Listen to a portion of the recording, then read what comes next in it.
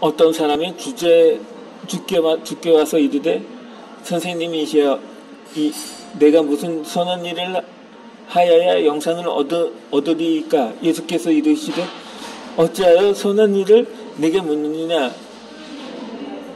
선한 이는 오직 한 분이시니라. 네가 생명에 들어가려면 계명들을 지키라. 이르되 어느 계명이 이오나이까? 예수께서 이르시되 살인하지 말라, 간음하지 말라, 도둑질하지 말라, 거짓 증언하지 말라, 네 부모를 공경하라, 네 이웃을 네 자신과 같이 사랑하라 하신 것이니라. 그 청년이 이르되 이 모든 것을 내가 지키었사온데 아직도 무엇이 부족하나이까? 예수께서 이르시되 네가 운전하고자 할진대 가서 네 소유를 팔아 가난한 자들에게 주라. 그리하면 하늘에서 보화가 네가 있으리라.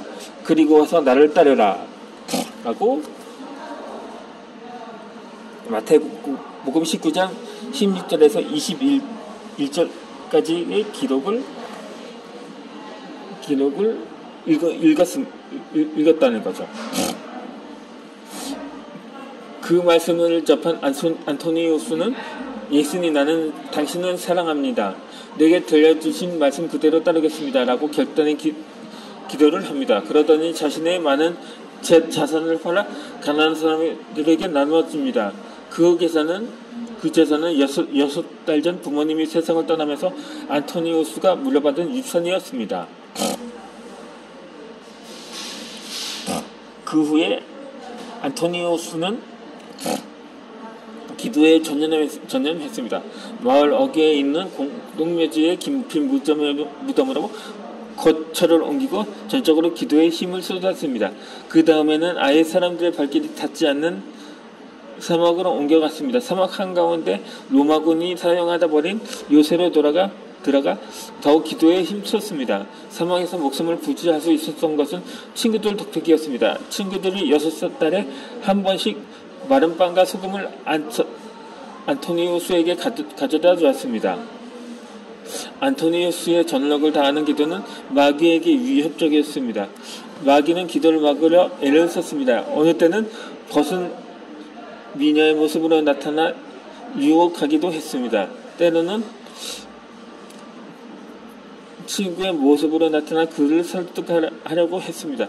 때로는 사회적 지위로 약속하기로 하고 불안과 공포로 괴롭히기도 했습니다.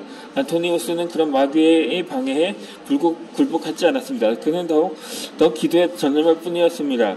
마귀의 방해 역사는 어느 날 하늘로부터 비춰지는 빛이 그에게 임하고 그의 영혼에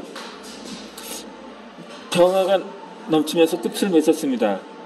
마침내 기도를 통해 마귀와의 싸움에서 큰 승리를 거두었습니다. 존경하는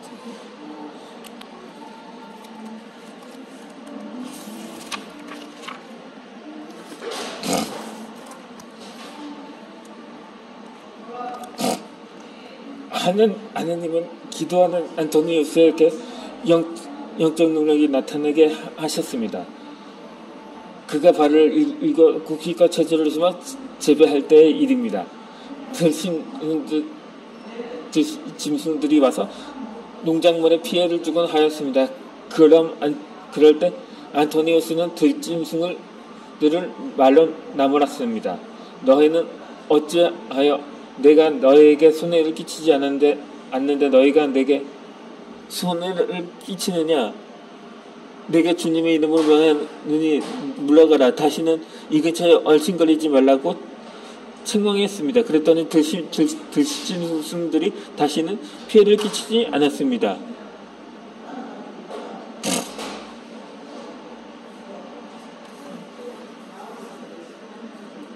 안토니우스에 대한 소문이 번져가면서 많은 젊은이들이 사막으로 찾아왔습니다.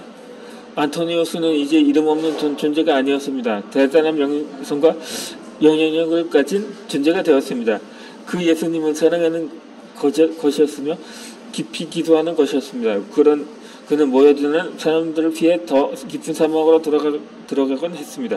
그럼에도 불구하고 그가 죽은 물변에 수천 명의 제자가 따랐습니다.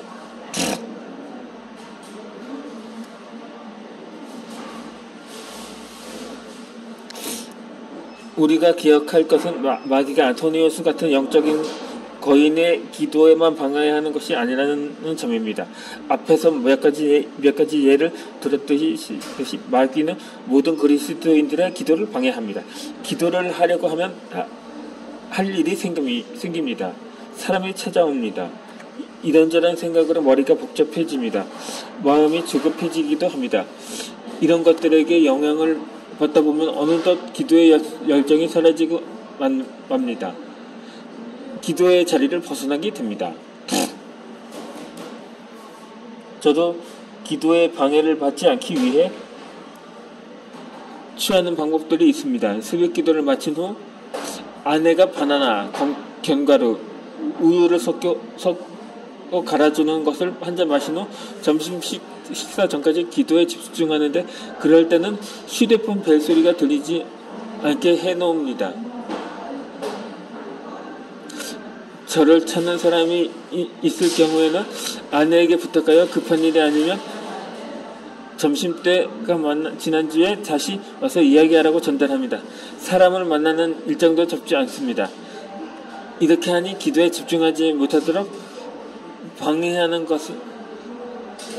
많은 것들이 해결되었습니다.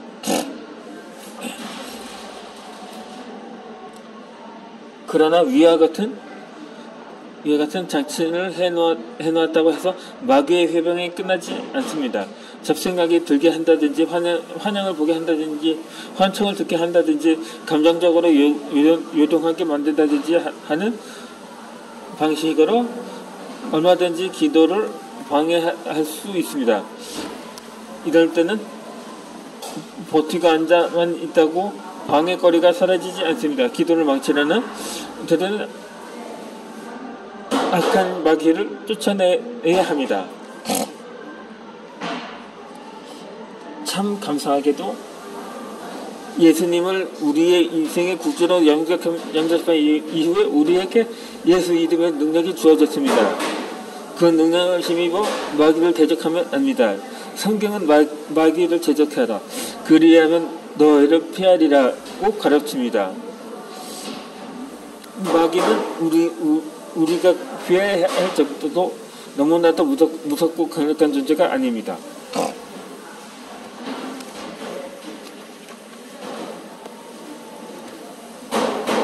대적하려면 마귀가 우리를 피할 수밖에 없는 것이 실상입니다.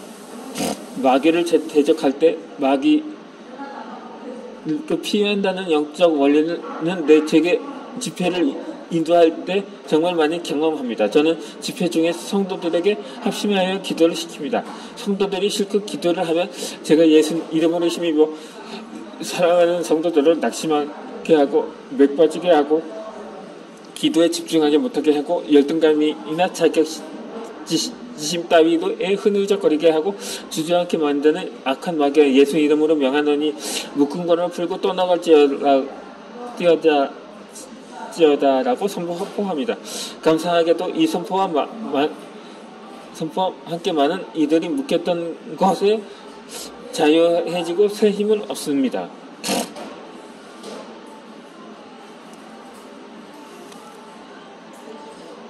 마귀에 대한 두 가지 오해를 바로 잡아야 합니다. 하나는 마귀를 너무 과소평가하는 것입니다. 마귀가 아무런 힘이나 영향을 미치지 못하는 것처럼 애써 무시하는 태도입니다. 착각입니다. 마귀는 실제하며 지혜도 있고 힘도 있고 능력도 있습니다. 그렇게 많은 사람들이 마귀에게 끌려다닙니다. 마귀의 힘은 무시하다가는 낭패를 당하기 십상입니다. 또 하나는 마귀를 너무 과대평가하는 것입니다. 비록 마귀가 대단한 힘과 능력을 가지고 있다고는 해도 예수님의 권세에 비하면 아무것도 아닙니다. 예수 이름 앞에 악한 마귀는 무장 해제됩니다. 따라서 예수님을 영접하여 모시고 사는 하나님의 백성들이 마귀 앞에서 주눅 들거나 겁을 집어먹을 필요가 없습니다. 기도하다가 마귀가 방해하고 있다고 깨달아진다면 그냥 무시하지 말고 겁을 먹지도 말고 우리 안에 계신 하나님의 능력으로 대적하십시오. 예수 이름으로 대적하면 마귀가 떠나가고, 마귀가 기도를 방해하라고 하면 온 방해 도구들도 전부 무용지물이 됩니다. 그러면 우리는 기도에 더 깊은 가운데로 들어갈 수 있습니다.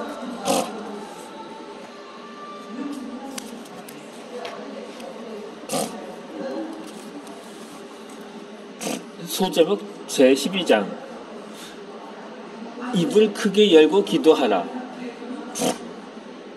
계속해서 구분이 된 거는 소제목과 타이틀 제목으로 분류하면서 낭독을 해 나가도록 하겠습니다. 예수님을 만난 후 큰 꿈이 생겼습니다. 하나님의 말씀을 전하는 설교자가 되는 것이었습니다. 비록 몸이 불구가 되었고 여전히 가난과 쓰여야 했지만 그럼에도 불구하고 저는 방방곳곳을 다니며 말씀을 전하는 사람이 되게 해달라고 간절히 기도했습니다. 제가 말씀을 전하는 생각을 하면 가슴이 설레곤 했습니다.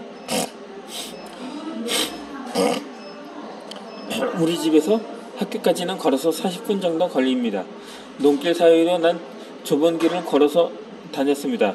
벼를 수확하고 난 다음에 볕단을 묶어 논에 세워 두었는데 저 혼자 길을 걸을 때는 그 세워진 볕단들을 상대로 설교 연습을 했습니다.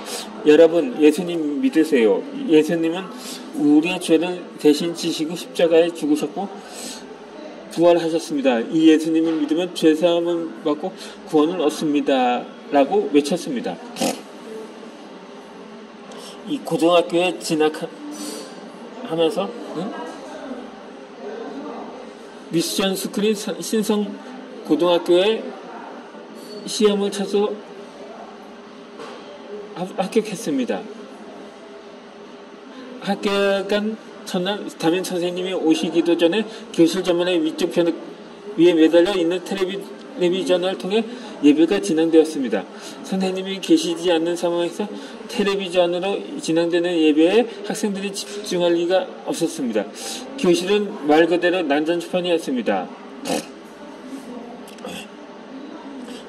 다른 학생들이 그러던 말던 저는 텔레비전을 통해 진행되는 예배에 집중했습니다. 찬양을 부를 때는 큰 소리로 찬양을 따라 불렀습니다. 저 자식 뭐야? 라고 이렇게 다른 학생들이 뭐라고 반하는 보이든 말든 개의치 않았습니다.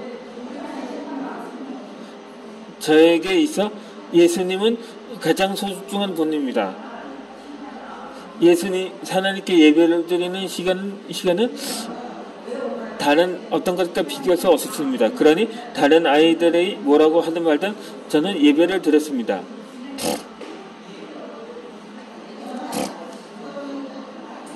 담임 선생님이 들어오시다가 열심히 찬송을 부르고 있는 저를 보셨습니다.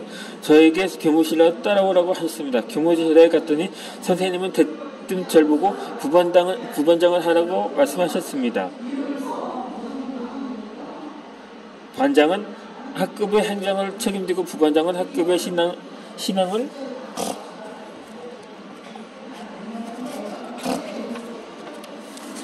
책임지는 역할이라고 말씀하셨습니다.